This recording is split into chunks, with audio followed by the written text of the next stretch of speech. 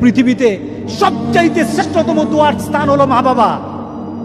ওই মা বাবা যদি হাত পাতে আরশ পর্যন্ত পৌঁছে যায়, ওই মা বাবা যদি বদদুয়া করে, পৃথিবীর সব তীর সব টার্গেট মিস হতে পারে, কিন্তু মা বাবার বদদুয়া কখনো মিস হয় না, কখনো মিস হয় না।